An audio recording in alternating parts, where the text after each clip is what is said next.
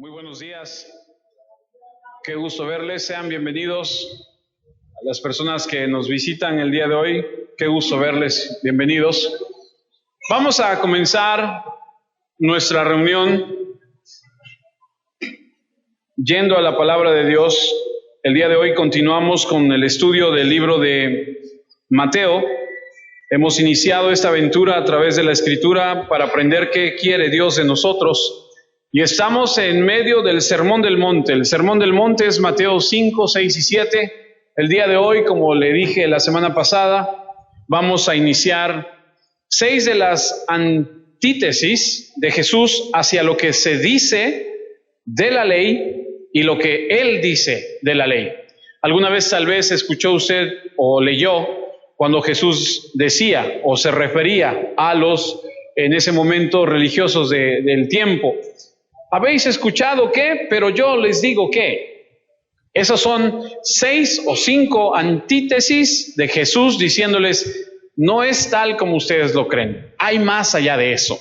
Vamos al libro de Mateo, capítulo 5, versículo 21, a donde el día de hoy comenzamos con la primera de ellas, que es Jesús y la ira. Jesús y el enojo. Este día vamos a iniciar el estudio de estos antítesis de Jesús. Oísteis que fue dicho, dice el versículo 21, a los antiguos, no matarás, y cualquiera que matare será culpable de juicio. Pero yo os digo que cualquiera que se enoje contra su hermano será culpable de juicio, y cualquiera que diga necio a su hermano será culpable ante el concilio. Y cualquiera que le diga fatuo quedará expuesto al infierno de fuego. Por tanto, si traes tu ofrenda al altar y ahí te acuerdas de que tu hermano tiene algo contra ti, deja ahí tu ofrenda delante del altar y anda, reconcíliate primero con tu hermano y entonces ven y presenta tu ofrenda. Ponte de acuerdo con tu adversario pronto, entre tanto que estás con él en el camino, no sea que el adversario te entregue al juez y el juez al alguacil y seas echado en la cárcel. De cierto te digo que no saldrás de ahí hasta que pagues el último cuadrante. Esta es la versión que vamos a analizar en esta mañana y si Dios permite seguiremos adelante leyendo lo que la Biblia dice. Esto es en esencia lo que se desprende del versículo 17, donde Jesús, ¿se acuerdan hace algunas semanas donde dijo, ahí mismo en Mateo 5, 17, donde dijo, yo no vengo a abrogar la ley, vengo a que se cumpla? Jesús, versículos anteriores, dice, yo no vengo a quitar la ley, no la vengo a derribar, lo que vengo a hacer es a ponerla en su lugar. Parece ser que los religiosos de este momento han tomado la ley y la han acomodado a su conveniencia, la han acomodado como ellos han creído, y Jesús llega y dice, no vengo a quitarla, vengo a aclarar las cosas. Así que el mensaje de Jesús es, no voy a tolerar que se deje a un lado ciertas cosas de la Escritura, vengo a decirles las cosas como son. Y escucharemos en las siguientes semanas esta frase, oísteis que fue dicho, pero yo os digo. Es una enseñanza de la ley que los en ese momento religiosos habían, digamos, bajado el estándar, habían acomodado a su conveniencia, y Jesús viene y dice, no es así, las cosas son de esta forma. Y veremos que Dios, en este caso nuestro Señor Jesús, les va a aclarar lo que los intérpretes habían dejado de decir. Porque en todo caso no estaba mal lo que habían dicho, sino que no habían dicho todo, no habían hecho el énfasis en todo. Era cierto que no matarás era parte de la ley, pero había más. Y ellos se acomodaban solamente diciendo, no matarás. Y cuando llega Jesús y les dice, a ver, momento señores, no nada más es no matarás, hay más. Y entonces empieza a aclarar las cosas. Y empieza a dar la explicación. Y Jesús, se darán cuenta que cuando leímos el versículo que empezamos, dice, fue dicho a los antiguos, Eso no quiere decir que va a quitar, sino está afirmando lo que se dijo a los antiguos, que en este caso son los rabinos de hace algunos años. Y entonces él viene a poner las cosas en orden, porque la interpretación de ellos, aunque era correcta, llegaba hasta un punto y estaba lejos del propósito, era lastimosamente inadecuada. La justicia de los fariseos y de los escribas era más un legalismo hipócrita externo. Pero la justicia que Dios exige es algo interno. La norma que Dios establece para evaluar a los hombres es el estándar del corazón, lo que hay aquí adentro, porque con todo respeto y todo cariño se los he dicho y se los diré mientras Dios me permita estar aquí. Usted y yo podemos aparentar muchas cosas por fuera, pero por dentro es lo que Dios ve. Dios conoce tu corazón. Dios sabe lo que haces en lo oculto, lo que piensas. Dios conoce el corazón de cada uno de nosotros. Y esta es una porción de la Escritura que estudiaremos del versículo 21 al versículo 48 de Mateo 5, a donde Dios tratará con nosotros y nos va a llevar a confrontarnos de manera interna. ¿Qué es lo que hay en tu corazón? Porque como los fariseos y los escribas de aquel entonces, muchos piensan y dicen, yo nunca he matado a nadie. Yo estoy bien porque yo nunca le he hecho mal a nadie. Pero Jesús, que conoce todo, dice, no se trata solamente de tomar un arma y asesinar a alguien. Y lo lleva un paso más allá, a donde nos confronta a todos y nos dice, aquel que se ha enojado con su hermano es digno de ser llevado a un juicio. Y ahí, amados, ya bailamos las calmadas todos.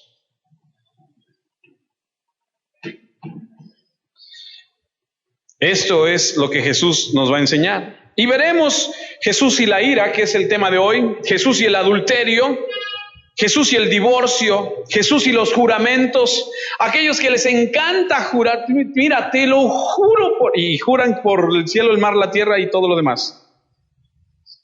Jesús y los juramentos, el amor hacia los enemigos. Y en todos escucharás el mismo patrón. Oíste que fue dicho, pero yo os digo. Jesús no estaba diciendo que lo que Dios dijo estuviera mal. Él lo que estaba hablando es que el sistema religioso, lo que ellos estaban diciendo, el nivel era demasiado bajo. Lo habían bajado el estándar de tal forma que era cómodo. Y usted y yo sabemos al día de hoy que la palabra de Dios, permítame usar la expresión, es difícil. Es difícil de digerir. ¡Ay, es que está muy duro! Así es. Dios te confronta con tu realidad. Lo hemos dicho en otras ocasiones. El Evangelio de Dios es un espejo que te deja ver tal cual eres. Si usted quiere dejar de sufrir y cree que el Evangelio es, ahí se va a resolver todo, está en el lugar equivocado. Vaya usted allá donde le dije, donde te pare de sufrir. Allá, aquí, tiene usted que escuchar lo que Dios dice en su palabra. Jesús está diciendo, no solo te preocupes por el asesinato, cuando hay mucho más que eso.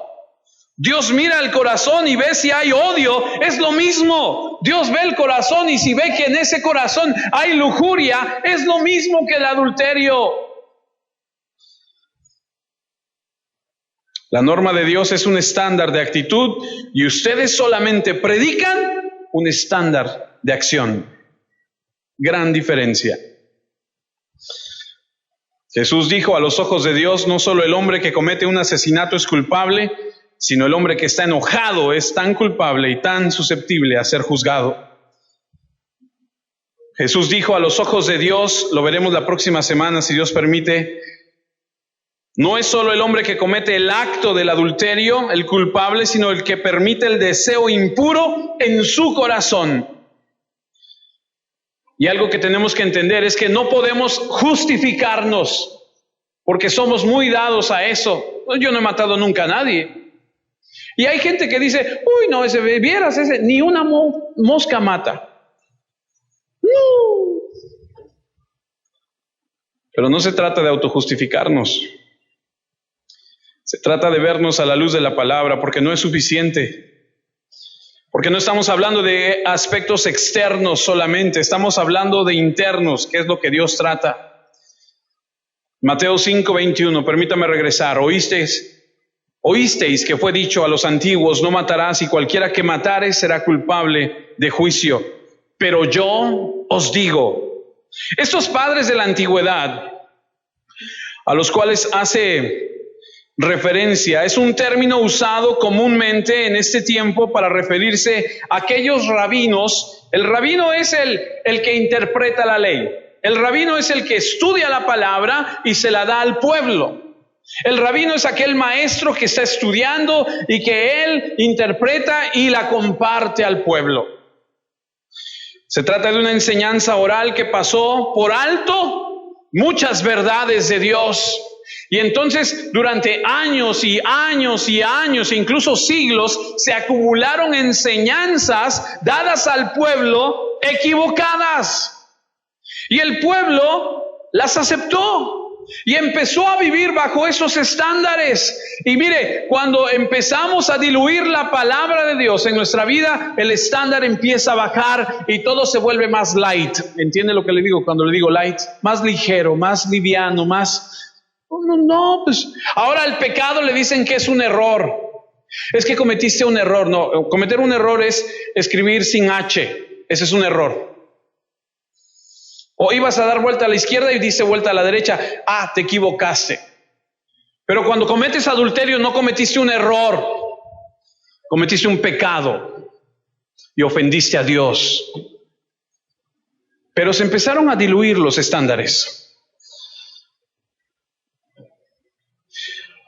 Y entonces Jesús viene y empieza a poner las cosas en su lugar.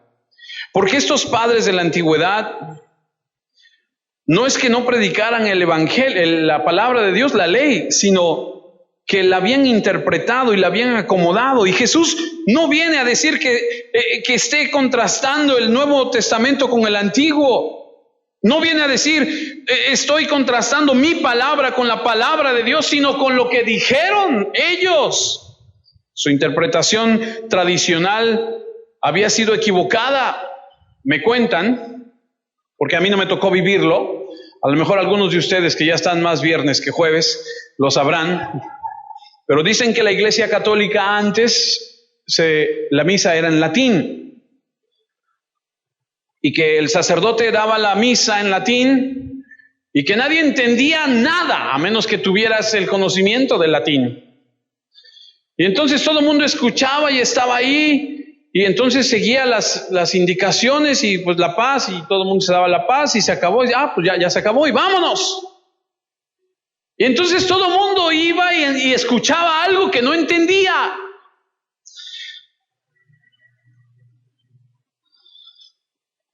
La gente no tenía acceso a la Biblia en ese momento, así que confiaban en lo que les decían y que lo que les decían así era. Y una de las cosas que hizo la reforma, no electoral, es que a veces dicen, habló de la reforma, como ya vienen votaciones seguramente estaban. No se me pierda, no estoy hablando de la reforma. ¿Ha escuchado de los reformadores? ¿Sabe usted que usted está en una iglesia reformada?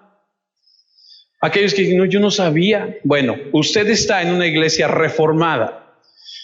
¿Qué es la reforma? La reforma viene cuando hombres que dicen, creo que estamos equivocados, creo que tenemos que ir otra vez a la palabra de Dios y darnos cuenta qué es lo que dice el Señor.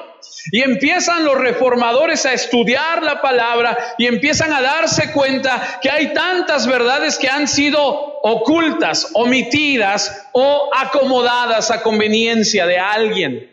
Y los reformadores dijeron, tenemos que traducir la palabra de Dios y dársela al pueblo. ¿Ha escuchado de Martín Lutero? Y entonces la reforma, una de las cosas que trajo fue la palabra de Dios en el idioma del pueblo, y el pueblo empezó a darse cuenta de las cosas. Cuando empezaron a leer la Escritura, empezaron a darse cuenta del falso sistema, de la falsa enseñanza, de la alteración del Evangelio que habían estado recibiendo durante siglos. El cristianismo tal como lo conocemos hoy es por la Reforma, porque uno de los grandes logros fue traducir la Biblia. Esa famosa edad del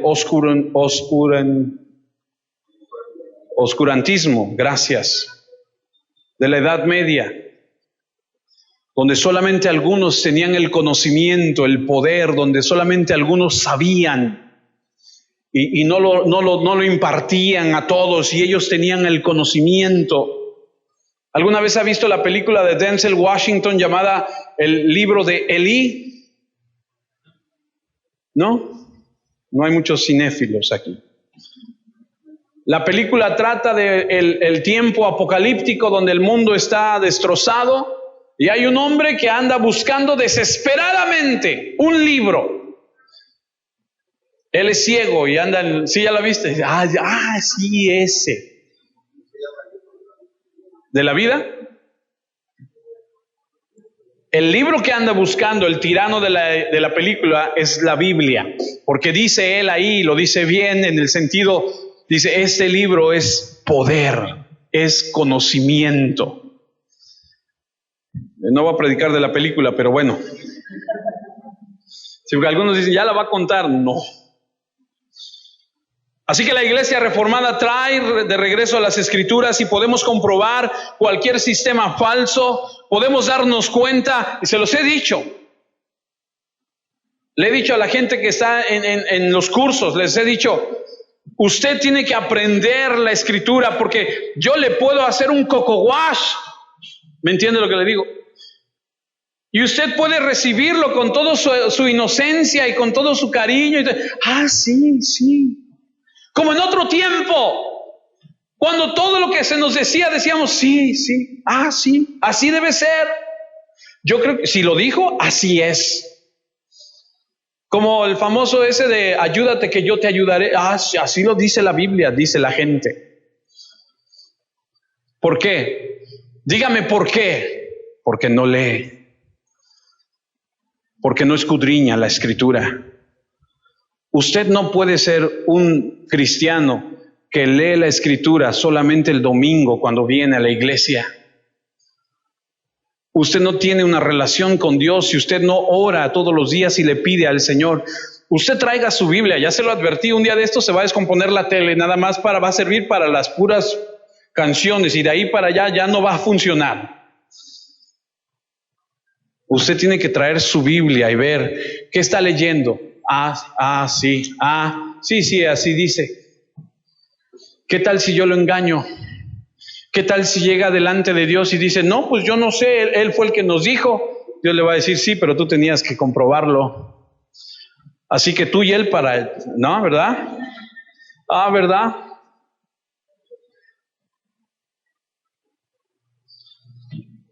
Y lo mismo le está pasando a Israel en este momento.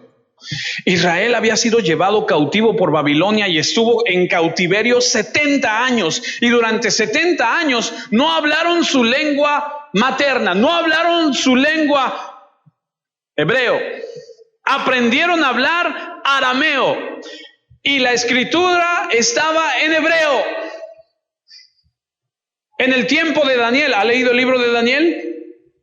En el tiempo de Daniel, ellos están en Babilonia, regresan otra vez porque Dios los permite regresan y los únicos que saben leer la Escritura en hebreo son los rabinos. Los demás hablan arameo. Y entonces los rabinos interpretan y dicen, esto es así y así. Y el pueblo dice, ok. Lo mismo. No estoy enojado, solamente que me emociono. La gente no podía argumentar porque no sabía si lo que estaba diciendo era real o no. Habían construido todo este sistema basado en la ignorancia de la gente con respecto al texto hebreo. Así que cuando el Señor llega, dice, ¿habéis oído lo que dijeron los antiguos? Él realmente está diciendo, la religión que tienen es una tradición oral de los rabinos, no es la palabra de Dios completa. La han acomodado, han torcido, han omitido las partes. Algo crítico. Se ha añadido tanto al Mishnah, a la codificación de la ley oral, al Talmud, a todas estas cosas, han rellenado la verdad de Dios. Y Jesús dice, eso no es así. Ustedes han escuchado esto, pero esto es todavía más allá de eso.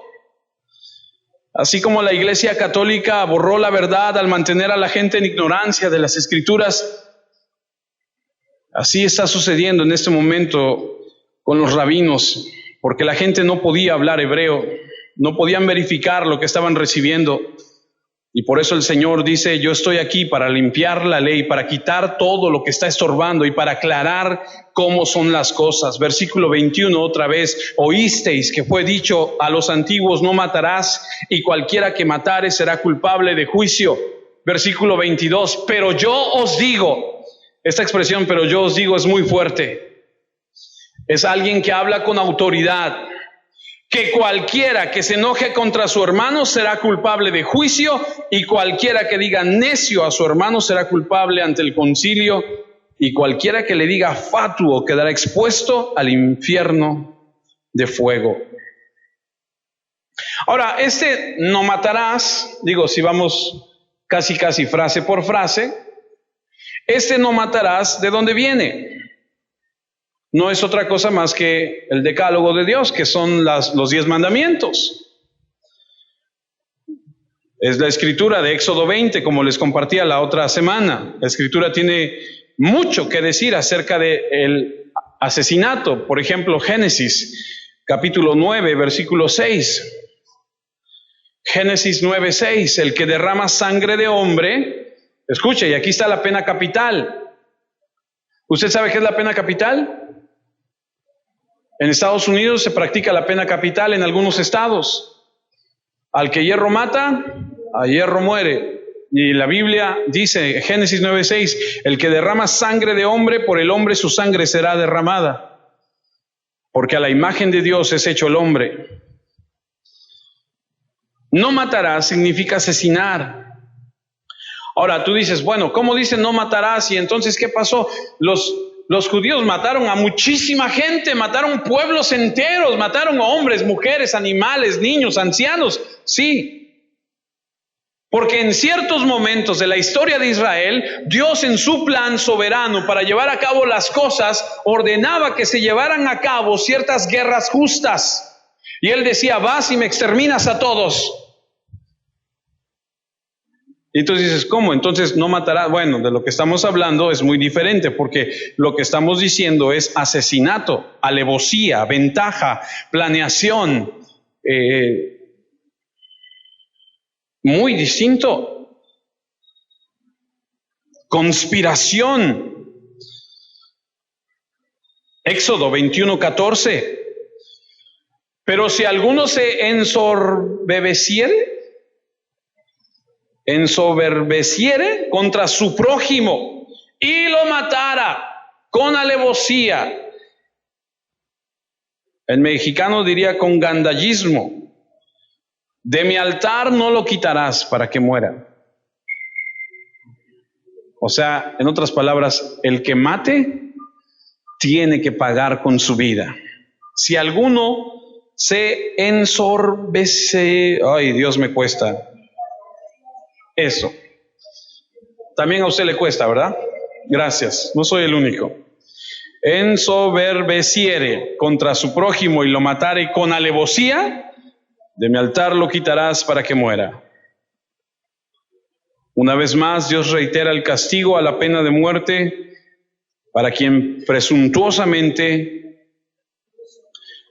premeditadamente tome la vida de su prójimo. Es más, mire, en el libro de Números, capítulo 35, versículo 16 en adelante, Números 35, y hasta da instrucciones de, y si esto, y si el otro, esto. Mire cómo dice, si con instrumento de hierro lo hiriere y muriere, homicida es, el homicida morirá.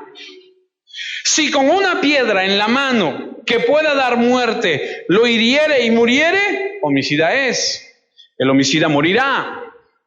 Y si con un instrumento de palo en la mano que pueda dar muerte lo hiere y muriere, homicida es, el homicida morirá.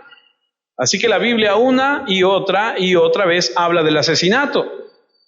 Y el asesinato delante de Dios, según lo que hemos leído, es pena de muerte. Tú asesinas a alguien, Dios dice, tú pagas con tu vida. Para Dios es algo muy serio. Se los he dicho varias veces. ¿Cuántas veces pecó Adán en el huerto del Edén? Una. Si tú y yo fuéramos Dios o fuésemos Adán, le hubiéramos dicho, una no es ninguna, danos chance, pero Dios ve el pecado tan serio que Dios pone desde el principio del Génesis el patrón a seguir, una vez, para afuera. Eso es para que tú tengas una idea clara de qué clase de Dios estamos hablando. Un Dios que no juega, un Dios al que no puedes, un día sí, un día no. Génesis 4:8. Y dijo Caín a su hermano Abel, el primer asesinato de la historia en la Biblia. Caín le dijo a Abel, vamos al campo. Y aconteció que estando ellos en el campo, Caín se levantó contra su hermano Abel y lo mató. Y usted puede leer la escritura después en casa, donde Dios le dice, hey, ¿dónde está tu hermano? Y aquel se voltea y le dice, ¿y qué? ¿Yo soy el guarda de mi hermano? ¿Qué yo tengo que andarlo cuidando? Yo no sé. Dice, la sangre de tu hermano, que la tierra ha bebido, clama.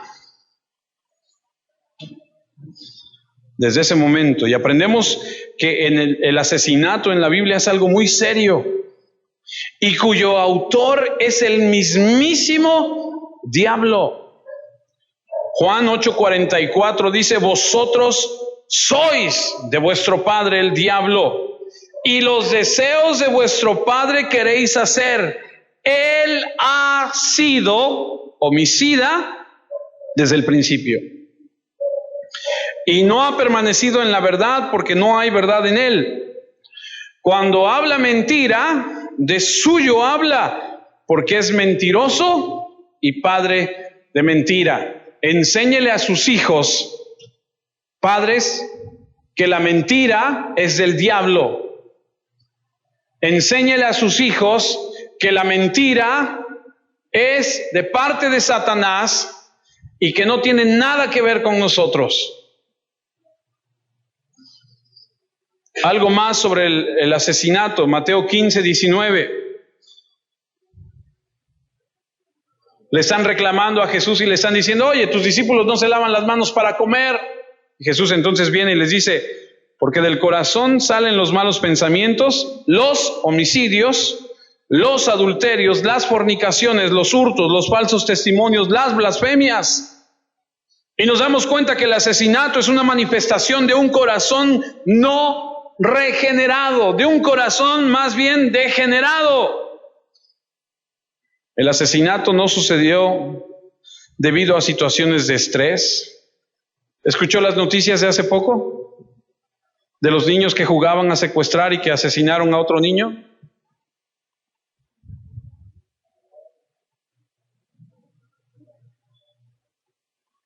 Y tú dices, ¿un niño? ¿Te das cuenta de la condición espiritual del hombre? ¿Te das cuenta por qué es tan importante buscar a Dios? Darle lugar a Dios y decirle, Señor, enséñame, ayúdame.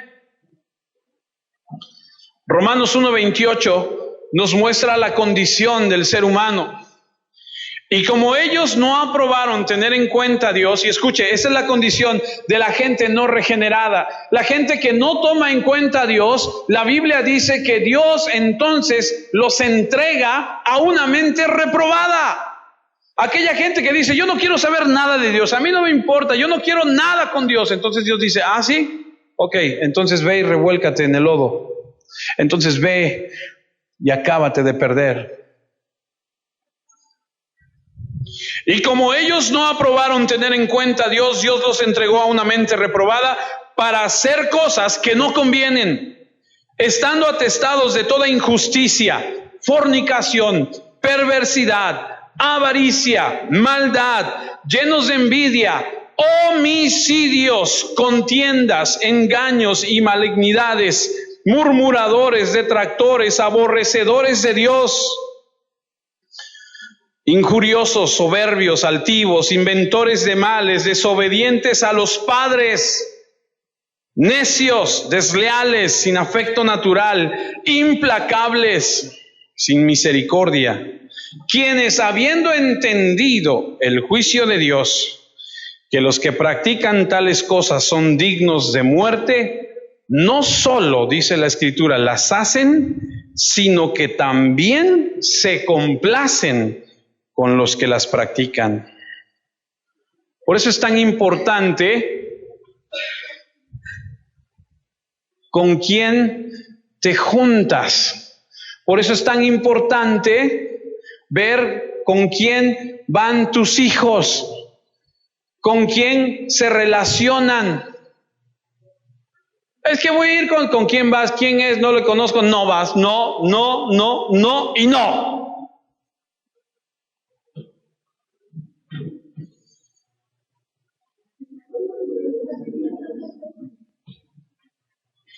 Aunque no le guste.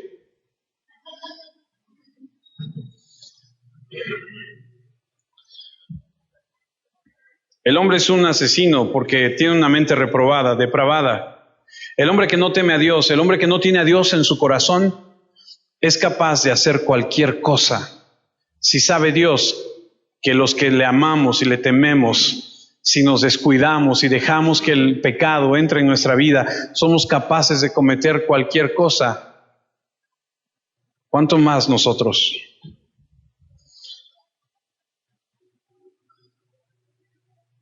Proverbios 6, 16 al 17. 6 cosas aborrece Jehová y aún 7 abomina su alma. Los ojos altivos. ¿Conoce a alguien de ojos altivos? ¿Conoces a alguien? A lo mejor trabajas con alguien que tiene así la mirada así de, que te ve por el hombro, ¿no? Así de,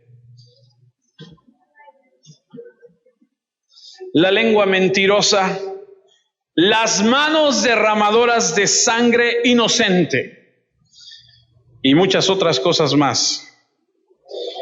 El asesinato es una manifestación, amados, de un corazón malo. Mira lo que dice Apocalipsis 22.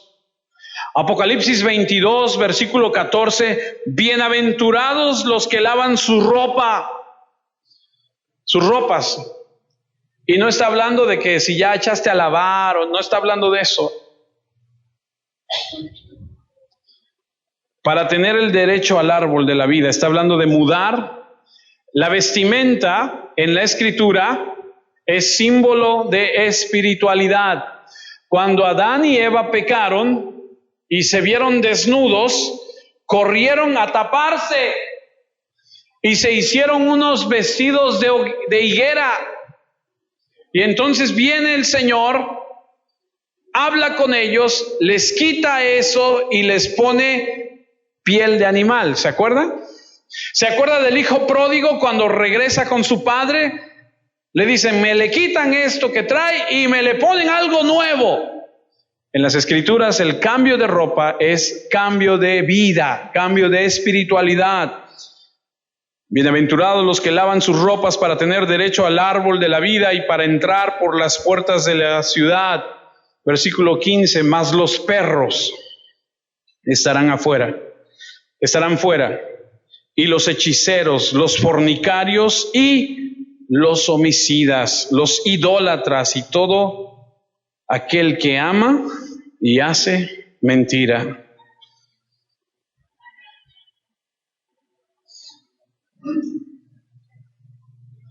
Mateo 5:21. Oísteis que fue dicho a los antiguos, no matarás, y cualquiera que matare será culpable de juicio. Y yo creo que en este punto los fariseos decían, amén, muy bien Jesús, oh sí, porque ellos decían, nosotros no hemos matado. No hemos, eso que, sí, qué bien, qué buena palabra.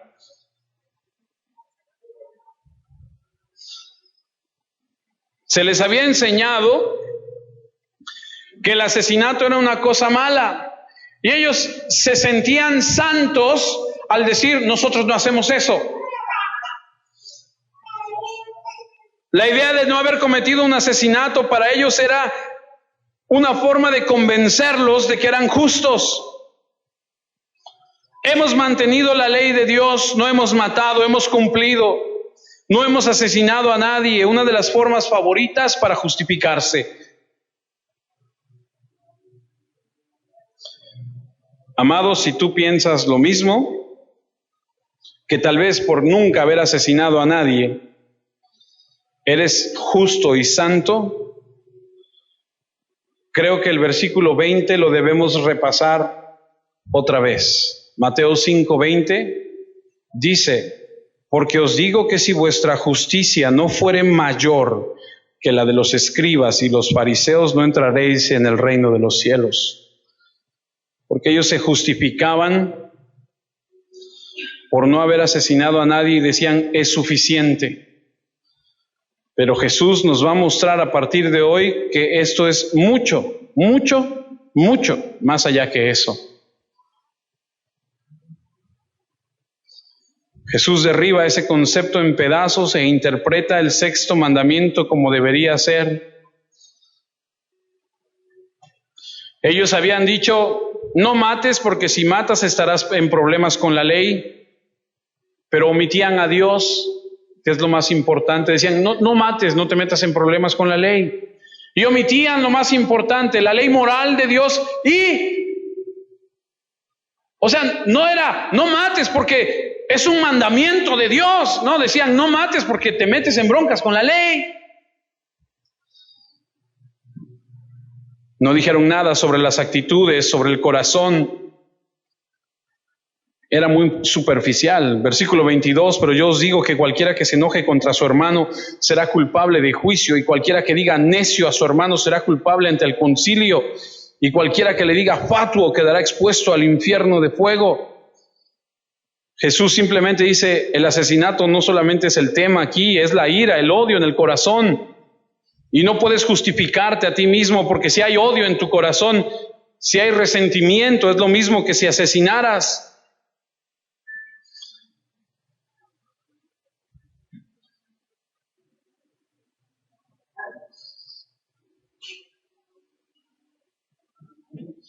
Las palabras de Jesús afectaron su propia justicia al derribar lo que ellos pensaban. Afectó cómo se veían a sí mismos.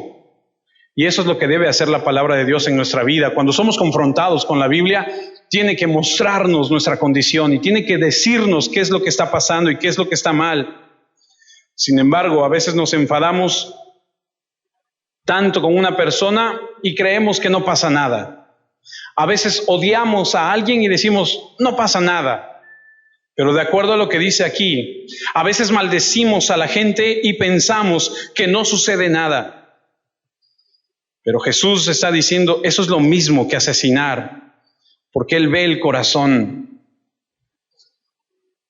Los despojó de su propia justicia, porque a veces hasta creemos que tenemos el derecho de estar enojado con alguien y decir, es que Él me hizo algo a mí. Y estoy enojado y yo estoy bien. El que se debería ir al infierno es Él, no yo. Nada más que Dios no ve las cosas como tú las ves.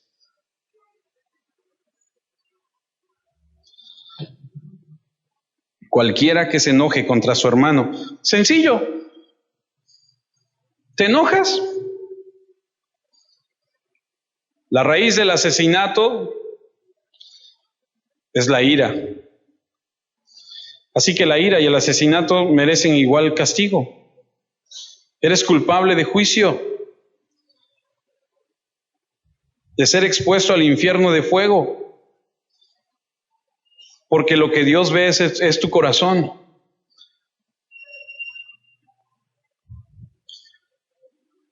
Cuando tú odias a alguien,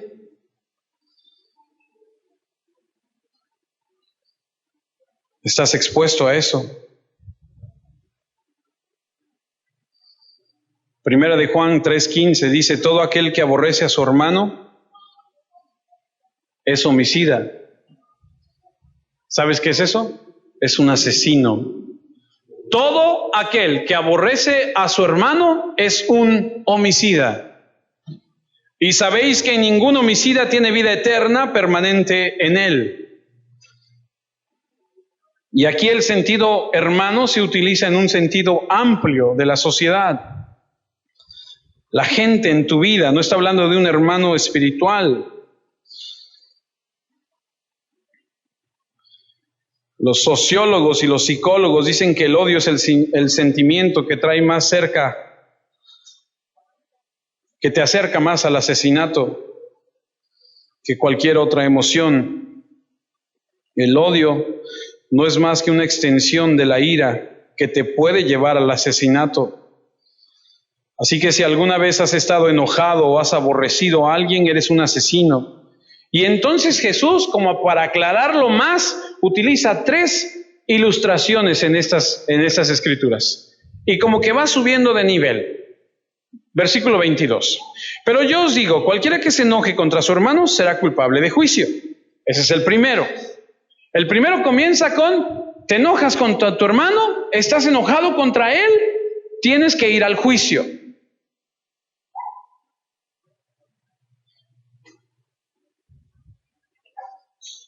Ahora, creo que existe una ira justa y tendríamos que hablar de eso porque Jesús un día tomó unas cuerdas y hizo un látigo y agarró a los que vendían en el templo y les dio de latigazos y les tumbó las mesas y les dijo, ¡órale, sáquense de aquí, bola de ladrones! Y es una ira justa, pero Jesús no está hablando de eso. Jesús está hablando de algo interno en el corazón donde albergas ese odio, donde está ese resentimiento, donde llega al límite y explota. Yo creo que hay momentos en la vida de un creyente donde tenemos derecho a estar enojados. De hecho, Efesios 4:26 dice, airaos, que significa enójate, pero no peques. Y la verdad es que es bien difícil, ¿cierto? No creo que sea yo el único. Porque dices, bueno, enójate, bueno, moléstate, pero no peques. Ah, tú dices, no, entonces no sabe. O sea, así no, o sea. Dice, no se ponga el sol sobre vuestro enojo. Si usted se enoja contra su hermano, está en peligro de juicio. No hay ninguna diferencia, esto es grave. No es solo lo que hacemos, sino cómo lo hacemos y lo que sentimos. Hasta el día de hoy yo no sé de ninguna corte civil en el mundo a donde se te lleve a juicio por estar enojado contra otro. Pero la Biblia dice que si estás enojado contra tu hermano, Él dice, eres apto para venir a un juicio delante de mí. Y yo le digo una cosa, yo no quiero ir al juicio de Dios. Yo no quiero ir delante de Dios y que me diga, a ver, estás enojado contra tu hermano, ¿por qué? ¿Qué te traes? ¿Qué pasa?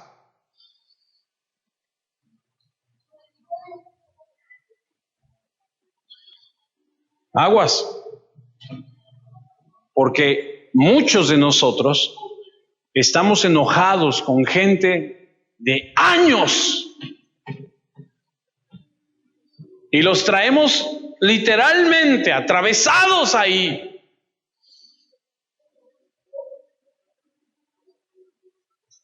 Segunda ilustración.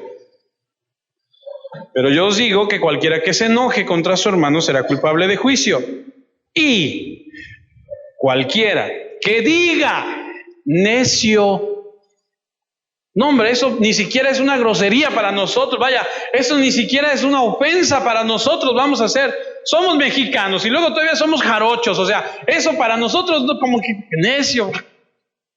Aquí el saludo de buenos días es de otra forma, ¿cierto?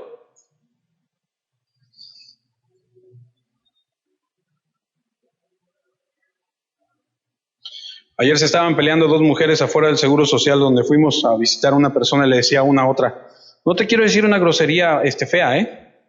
Y yo pensaba dentro de mí y yo decía, ¿habrá alguna grosería bonita? Yo decía, porque le decía, no te quiero decir una grosería fea, ¿eh? Y cualquiera que le diga necio a su hermano será culpable. Aquí ya no vas a juicio, aquí ya eres culpable. Y yo me pregunto y me hago memoria, yo digo, no, Señor, yo no le he dicho necio, yo le he dicho más a mi hermano.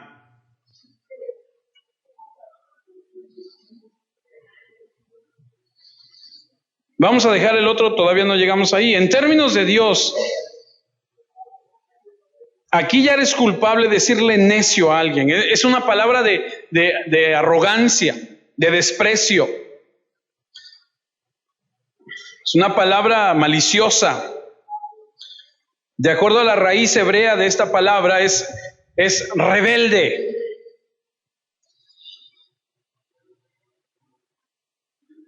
Ahora, y de acuerdo a la Biblia, el que se rebela es un tonto, el que se rebela contra Dios. Ahora, escuche lo que le voy a decir con atención, porque hay momentos en la Biblia donde la misma Biblia dice que el hombre es un necio cuando no toma en cuenta a Dios. Pero hay ocasiones en las que decirle a alguien, no seas tonto, no es un pecado, porque le estás haciendo volver a Dios.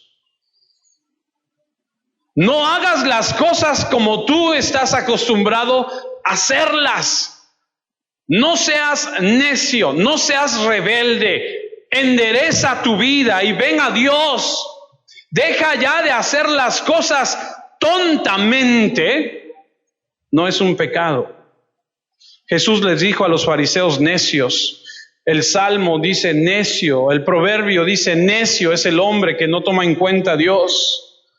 Pero no estamos hablando de esto, estamos hablando de cuando tú ocupas la palabra necio para ofender a alguien, cuando tienes esa intención en tu corazón, como en Mateo 27, 29, que está Jesús ahí y se están mofando de él. Dice, y pusieron sobre su cabeza una corona tejida de espinas y una caña en su mano derecha, e hincando la rodilla delante de él, haciéndole reverencia, le escarnecían. Se mofaban, se burlaban con esa intención del corazón, diciendo, salve Rey de los judíos. Es una palabra usada para despreciar a otro. Tercera ilustración, versículo 22 otra vez.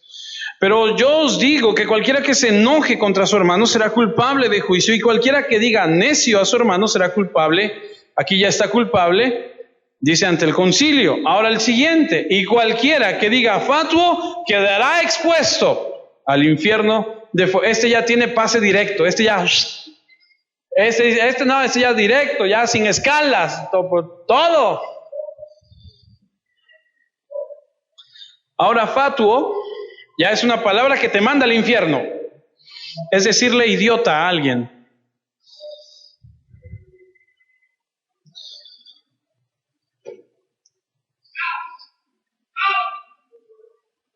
Nos toca de los pisos más abajo del infierno. Porque no, idiota es lo más, para nosotros los mexicanos, idiota es el que se tropieza y dice, cuidado idiota, perdónenme la expresión, pero es así es algo ligero para nosotros. Se da cuenta de la gravedad de las cosas, que lo tomamos tan a la ligera que para nosotros es algo tan... ¿Cómo se ha diluido? Hace unos años atrás íbamos en un taxi en Cancún, dos amigos y yo, el chofer ahí, de repente se atraviesa un ciclista, sin agua va, se atraviesa y se frena el taxista y se dio cuenta que éramos jarochos. Le dijimos al pobrecito y el taxista se quedó así de... Lo que le estoy diciendo es que para nuestra cultura esto es, hombre, pues, ¿por qué? Porque lo hemos diluido tanto. Y le digo una cosa más, en nuestras casas lo hemos diluido tanto también que hasta entre nosotros, que hasta entre nuestros hijos se dicen cosas que no se deben. Una palabra seria que te manda al infierno. Ahora permítame observar la palabra fuego del infierno al final del versículo 22. Estamos ahí, ¿verdad? ¿Sí? Quedará expuesto al infierno de fuego. Esta palabra es una palabra seria, viene del griego y es traducida gená o gena. Tiene una historia. En Israel, afuera de Israel, hay un lugar a donde hace muchos años había un valle llamado Hinnom. Y en el tiempo de Crónicas, había un dios en ese valle al que se sacrificaban niños en fuego, Moloch. Y entonces en ese valle se promulgó y se dijo, cuando se erradicó todo eso y se dijo, ese lugar es maldito, este lugar va a quedar maldecido, este lugar de este valle va a quedar para siempre, recordándonos lo mal que hacíamos. Y después, con el paso del tiempo, se levantó la ciudad de Israel y de Jerusalén, y ahí en Jerusalén, ahí se empezó a juntar la basura, el basurero municipal, que se le conocía como el Guena. Y ahí iba la basura de la ciudad, y ahí depositaban a los animales muertos, y ahí depositaban a los que morían y nadie reclamaba, y iban los tiraban ahí, y en ese lugar quemaban la basura. ¿Usted alguna vez ha visto que se quema la basura en el basurero municipal? ¿Alguna vez ha ido al basurero municipal? ¿Nunca ha ido? El basurero municipal es uno de los lugares más difíciles en el que se puede estar. El olor es nauseabundo, las moscas. No le miento, hace años atrás fuimos a Villahermosa al basurero y los limpiaparabrisas, subíamos todo, decían, suban todo, y subíamos todo, no llevábamos clima, en Villahermosa, imagínate, 40 y tantos grados a la sombra. Y me decían, ¿eso o que entren? Y yo decía, ¿qué? Ahorita vas a ver, y subían todos los cristales. No te miento, limpiábamos el parabrisas así de moscas. Te bajabas con un pañuelo así y hablabas, te quitabas el pañuelo y ahí sí te meten las moscas a la boca. Ahí sí. Un lugar horrendo, espantoso, a donde se quema la basura, a donde el gusano nunca muere. La basura está ahí, está todo echado a perder y el gusano no muere. ¿Por qué? Porque hay para comer y comer, el gusano nunca muere. Ese es la ilustración. Dice, así como ese lugar es el infierno, y allá se van a ir los que le han llamado idiota a alguien alguna vez. Y tú dices, ay, no, Señor, por favor. Y entonces empiezas a ver la forma distinta. Entonces empiezas a decir, ay, no, Señor, pues ya no soy tan bueno como yo creía. O sea, ya no por no matar a alguien, o sea, no he matado a nadie, pero sí le he dicho tontito a alguien, por lo menos.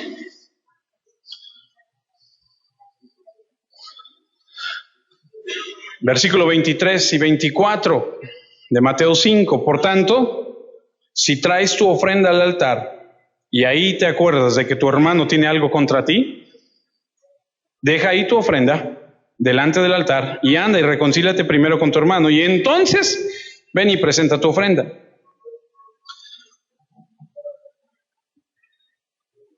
No solamente afectan su justicia propia las palabras de Jesús, sino las palabras de Jesús los llevan a darse cuenta de cómo esta actitud que ellos tienen afecta hasta la adoración a Dios. Porque Jesús ha pasado de los fariseos y los escribas a la gente y ahora los lleva a la zona de adoración y les dice, escuchen, no pueden presentarse a adorar a Dios, a levantar sus manos a Dios, a ofrecerle sacrificio si están mal. Ahora escuche, porque lo que acabamos de leer no es de que tú estés enojado con un hermano, sino que te acuerdes que alguien tiene algo contra ti.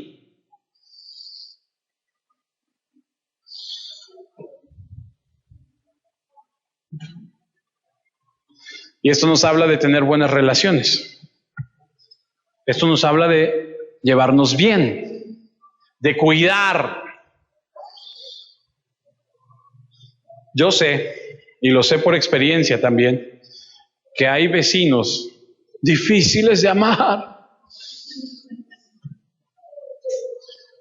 Y hay primos y tíos y hermanos incluso que son, ¡ay, Señor! Lo sé. Pero si quiero ser obediente, si quiero honrar a Dios,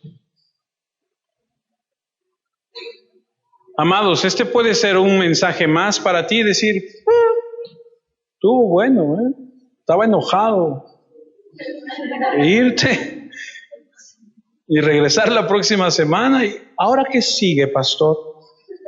O puede ser el mensaje que cambie tu vida. Isaías 58, versículo 1, el Señor les dice a los de Israel, miren que me tienen hasta acá de la forma que piensan, porque la gente cree, vamos a ayunar para pedirle a Dios que nos dé esto, que nos dé el otro, que esto, que aquí, que allá, y a lo mejor hasta te enseñaron y te dijeron, tú ayuna y vas a ver cómo Dios te responde. El ayuno, amados, no es para torcerle la mano a Dios. Isaías 58:1 dice, grita fuerte, sin refrenarte, levanta tu voz como una trompeta, dile a mi pueblo cuál es su rebeldía, a la familia de Jacob cuál es su pecado. Día a día vienen a adorarme y pretenden que quieren conocer mi voluntad como si fueran una nación que hubiera hecho lo correcto y nunca hubieran abandonado la ley de Dios. Me piden decisiones justas y están ansiosos de acercarse a mí. ¿Para qué ayunamos si no lo ves? ¿Para qué nos humillamos si no lo notas? Ustedes hacen lo que les gusta hacer en su día de ayuno, explotan a sus trabajadores. El ayuno de ustedes consiste en discutir y pelear, en golpearse unos a otros con puños perversos. ¿No ese es el tipo de ayuno el que les sirve para hacerse oír en los cielos? ¿Es acaso ese es el ayuno que yo elegí? ¿Un día para afligirse uno mismo? ¿Inclinarse con la cabeza agachada como un junco? ¿Acostarse con ropas ásperas y en ceniza? ¿A eso es a lo que ustedes llaman un día de ayuno que le agrada al Señor? ¿No es más bien el ayuno que yo prefiero? Quitar las cadenas de injusticia, desatar las cuerdas del yugo y dejar libre al oprimido y romper todo yugo. ¿No es compartir tu alimento con el que tiene hambre y darle hospedaje en tu casa al pobre que no tiene dónde vivir? ¿No es dar de vestir al desnudo y dejar de esconderte de tus familiares? ¡Auch! En otras palabras, no vengas a mí con tu adoración falsa hasta que no estés bien con las relaciones de tus hermanos. Esto no es nada nuevo para ellos. Hoy cada vez amo más la palabra de Dios porque me confronta y me dice lo malo que soy. Y cuando siento que me elevo 3 centímetros sobre el piso, Dios me da un ubicate que me dice, calmado, sereno, moreno, porque date cuenta lo malo que eres. Es verdad.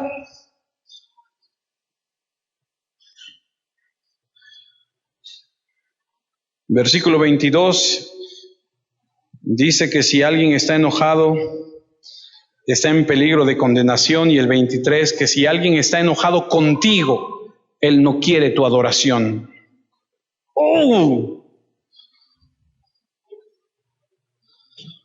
Le voy a decir algo que a lo mejor le incomoda, pero se lo tengo que decir. Puede decir, ¿todavía más? No, ya. Si usted está enojado con alguien, si tiene un problema con alguien, no venga a la iglesia hasta que no arregle sus cuentas con alguien. Váyase y quédese alejado hasta que usted venga aquí en paz con Dios y levante sus manos en libertad. Eso es lo que está diciendo la Biblia. Usted puede decir, ¿nos está corriendo? No, yo no estoy corriendo a nadie. Yo le estoy diciendo, si usted tiene un problema y sabe que hay alguien que tiene un problema con usted, vaya y resuélvelo y no se atreva a venir otra vez a alabar a Dios si no está resuelto. Porque eso se llama hipocresía y a Dios no le agrada. Mucha gente dice, es que no siento nada en la alabanza, es que no siento nada en la adoración, es que yo quisiera sentir.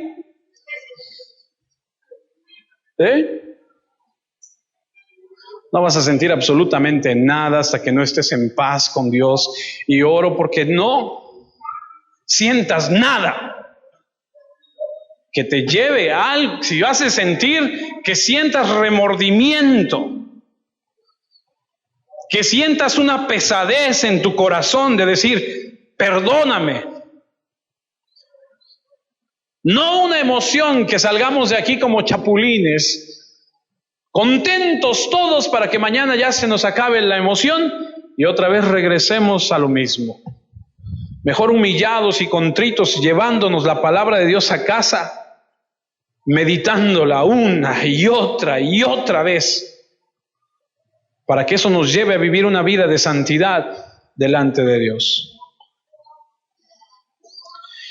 Versículo 25 y 26, ponte de acuerdo con tu adversario pronto, entre tanto que estás con él en el camino, no sea que el adversario te entregue al juez y el juez al alguacil y seas echado en la cárcel. De cierto te digo que no saldrás de ahí hasta que pagues el último cuadrante. Es mejor ir y arreglar las cosas con tu hermano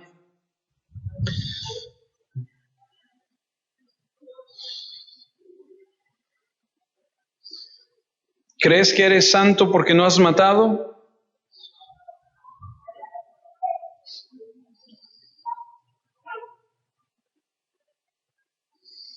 La enseñanza de Jesús es que Él quiere conducirnos al hecho de que no podemos ser justos por nuestra propia cuenta. Lo que debe impulsarnos a doblar nuestra rodilla ante la cruz de Él y aceptar la justicia de Él en nuestra vida, esa justicia que solamente Él puede dar,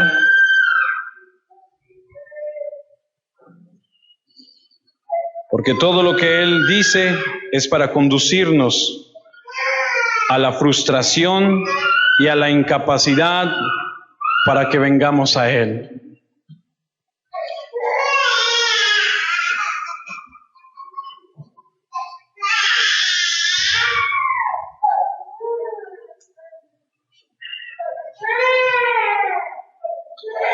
Amados, tú y yo merecemos la muerte, merecemos el infierno.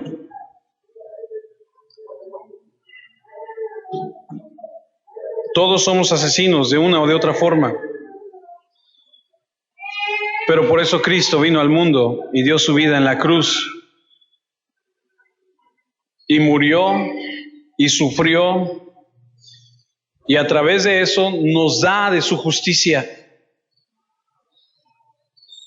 Ese es el verdadero significado del Evangelio. Permítame terminar con esto. Si un Dios absolutamente santo puede reconciliarse con un montón de asesinos viles que somos todos los humanos, ¿por qué nosotros no podremos reconciliarnos con nuestros hermanos? Vamos a orar.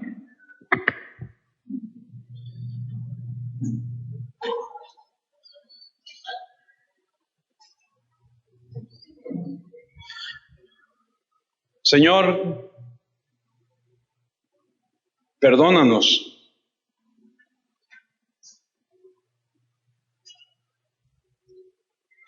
Reconocemos que tu palabra es la verdad y que no hay justo ni aun uno. Padre, perdónanos por las veces que hemos pecado contra ti, Señor, en tantas formas. Hoy venimos delante de ti a través de nuestro Señor Jesucristo, que entregó su vida en esa cruz para darnos esa salvación, esa justificación. Señor, humildemente te pedimos que sigas tratando con nuestra vida. Perdónanos por las veces que hemos sido necios, hemos sido, Señor, rebeldes a tu palabra. Padre, no permitas que después de escuchar tu palabra, Señor, de esta forma en la que la hemos estudiado, sigamos igual.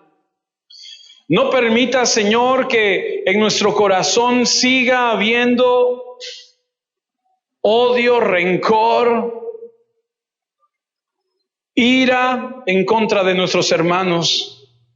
Señor, danos la oportunidad de poder poner las cosas, Señor, en orden, en paz, con aquellos que tienen pleito contra nosotros.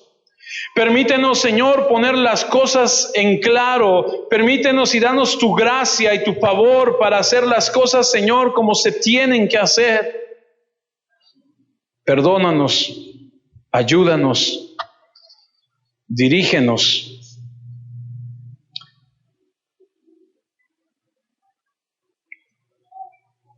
Porque queremos ser una iglesia que obedece tu palabra. Porque queremos ser un grupo de personas que vive tu palabra. Te lo pedimos en Cristo Jesús. Dale a las personas, Señor, la fortaleza que necesitan, tu Espíritu Santo, para perdonar. Muéstrales la soberbia, el orgullo que hay en alguien que no quiere perdonar. Recuérdales tu palabra que dice